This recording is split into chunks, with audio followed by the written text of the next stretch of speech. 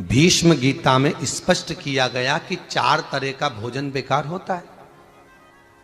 भीष्म गीता के अंतर्गत 4 तरह के भोजन का व्याख्यान किया गया कि 4 तरह का भोजन बेकार होता है। पहला, जिस भोजन की थाली में ठोकर लग गई वो नाली में पड़े हुए कीचड़ के बराबर होता है। दूसरा भोजन, जिस भोजन की थाली को कोई लांग कर चले गया वो भ्रष्टा के बराबर होता है, गंदगी के बराबर, मेले के बराबर होता है। तीसरे नंबर का भोजन, जिस भोजन की थाली में केश पड़ा हो, बाल पड़ा हो, वो दरिद्रता प्रदान करता है। और चौथे नंबर का भोजन, जिस भोजन की थाली में पति और पत्नी एक ही थाली में बैठकर भोजन कर रहे हो वो मदिरा के तुल्य होता है।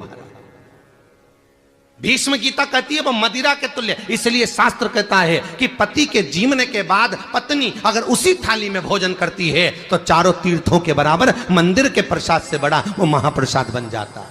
और ध्यान देना, कई माताओं की आदत रहती है पति के साथ एक ही थाली में भोजन करने की। हम उनको मना नहीं करेंगे, खूब खाओ, मना नहीं है, पर निवेदन है एक थाली में नहीं, दोनों एक साथ बैठो, 2 थाली लगाओ और प्रेम से पाओ। पर एक थाली में अगर भोजन करा तो वो भोजन नहीं रहता साहब, वो मदिरा के तुल्य है। या तो पत्नी का क्रोध बढ़ेगा या पति का क्रोध बढ़ेगा।